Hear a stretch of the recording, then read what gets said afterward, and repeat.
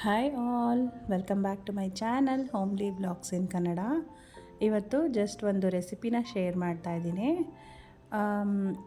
Mixed vegetables ಸಾಗು ಇದು ಪೂರಿಗೆ ಮತ್ತು ದೋಸೆಗೆಲ್ಲ ತುಂಬ ಚೆನ್ನಾಗಿರುತ್ತೆ ಈ ಸಾಗು. ಮತ್ತು ರವೆ ಇಡ್ಲಿಗೆ ಅಂತೂ ಒಳ್ಳೆ ಕಾಂಬಿನೇಷನ್ ಅಂತ ಹೇಳ್ಬೋದು. ಈಗ ಇಂಗ್ರೀಡಿಯೆಂಟ್ಸ್ ನೋಡ್ಕೊಂಬರೋಣ. ಇದಕ್ಕೆ ಒಂದು ಚಿಕ್ಕ ಈರುಳ್ಳಿ ಮತ್ತು ಸ್ವಲ್ಪ ಹುರ್ಗಡ್ಲೆ, ಸ್ವಲ್ಪ ತೆಂಗಿನಕಾಯಿ ಮತ್ತು ಶುಂಠಿ ಬೆಳ್ಳುಳ್ಳಿ, ಸ್ವಲ್ಪ ಪುದೀನ, ಸ್ವಲ್ಪ ಕೊತ್ತಂಬರಿ ಮತ್ತು ಒಂದು ಟೊಮೆಟೊನ ಆ್ಯಡ್ ಮಾಡ್ಕೊಳ್ತಾ ಇದ್ದೀನಿ. ಈ ಚಕ್ಕೆ ಲವಂಗ ಎಲ್ಲನೂ ಹಾಕ್ಕೊಂಡು ಚೆನ್ನಾಗಿ ರುಬ್ಕೊಂಬರೋಣ. ಇದನ್ನು ಫೈನ್ ಪೇಸ್ಟಾಗಿ ರುಬ್ಕೊಳ್ಬೇಕಾಗತ್ತೆ. ಇಲ್ಲಿ ತರಕಾರಿ ನಾನು ಕ್ಯಾರೆಟು, ಬೀನ್ಸು ಮತ್ತು ನೌಕೋಲು, ಆಲೂಗಡ್ಡೆ ಮತ್ತು ಬಟಾಣಿನ ತೊಗೊಂಡಿದ್ದೀನಿ. ಹಸಿ ಬಟಾಣಿ ಇದ್ದರೆ ಇನ್ನೂ ತುಂಬ ಟೇಸ್ಟಿಯಾಗಿರುತ್ತೆ. ಇದಕ್ಕೆ ಖಾರಕ್ಕೆ ಬಂದು ನಾನು ಹಸಿಮೆಣಸಿನ್ಕಾಯಿ ಮತ್ತು ಧನಿಯಾ ಪೌಡರ್ನ ಹಾಕ್ಕೊಳ್ತಾ ಇದ್ದೀನಿ. ಅಚ್ಕಾರದ ಪುಡಿ ನಿಮಗೆ ಬೇಕು ಅಂದರೆ ಆ್ಯಡ್ ಮಾಡ್ಕೋಬೋದು, ಇಲ್ಲ ಅಂದರೆ ಸ್ಕಿಪ್ ಮಾಡ್ಕೋಬೋದು. ಈಗ ಒಗ್ಗರಣೆಗೆ ನಾನಿಲ್ಲಿ ಒಂದು 2 ಟೇಬಲ್ ಸ್ಪೂನಷ್ಟು ಆಯಿಲ್ನ ಹಾಕ್ಕೊಂಡಿದ್ದೀನಿ.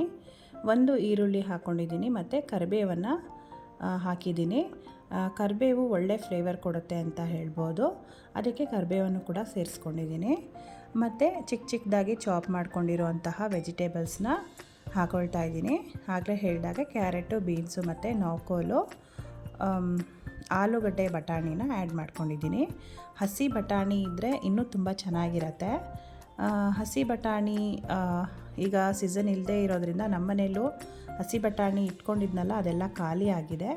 ಅದಕ್ಕೆ ಇಲ್ಲಿ ನಾನು ಒಣ ಬಟಾಣಿನೇ ನೆನೆಸ್ಕೊಂಡು ಯೂಸ್ ಮಾಡ್ತಾಯಿದ್ದೀನಿ. ಇದು ಕೂಡ ಚೆನ್ನಾಗಿರುತ್ತೆ. ಮತ್ತು ರವೆ ಇಡ್ಲಿಗೆ ತುಂಬ ಒಳ್ಳೆ ಕಾಂಬಿನೇಷನ್ ಅಂತಲೇ ಹೇಳ್ಬೋದು. ರವೆ ಇಡ್ಲಿ ರೆಸಿಪಿ ಕೂಡ ನಾನು ನನ್ನ ನೆಕ್ಸ್ಟ್ ವಿಡಿಯೋದಲ್ಲಿ ಶೇರ್ ಮಾಡ್ಕೊಳ್ತೀನಿ.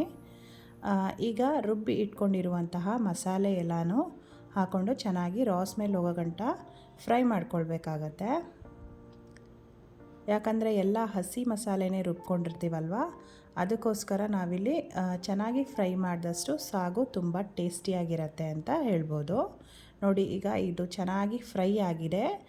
ಈಗ ನಾವು ಸಾಗುಗೆ ಕನ್ಸಿಸ್ಟೆನ್ಸಿ ನೋಡಿಕೊಂಡು ಎಷ್ಟು ಬೇಕೋ ಅಷ್ಟು ನೀರನ್ನು ಆ್ಯಡ್ ಮಾಡ್ಕೊಳ್ತೀನಿ. ಸಾಗು ಸ್ವಲ್ಪ ಗಟ್ಟಿಯಾಗಿದ್ರೇ ಚೆನ್ನಾಗಿರುತ್ತೆ, ಅದಕ್ಕೆ ಇಲ್ಲಿ ನಾನು ಸ್ವಲ್ಪನೇ ನೀರನ್ನು ಸೇರಿಸ್ಕೊಳ್ತಾ ಇದ್ದೀನಿ. ಮತ್ತು ರುಚಿಗೆ ತಕ್ಕಷ್ಟು ಉಪ್ಪನ್ನು ಕೂಡ ಆ್ಯಡ್ ಮಾಡ್ಕೊಳ್ತೀನಿ.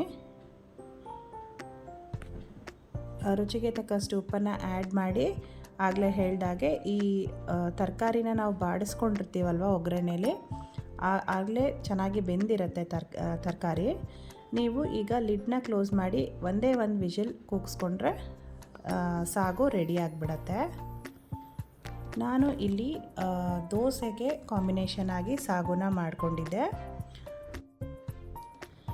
ನೀವು ಅಷ್ಟೇ ಟ್ರೈ ಮಾಡಿ ಸಾಗು ಹೇಗೆ ಆಗಿತ್ತು ಅನ್ನೋದನ್ನು ಕಮೆಂಟ್ ಮೂಲಕ ತಿಳಿಸಿ.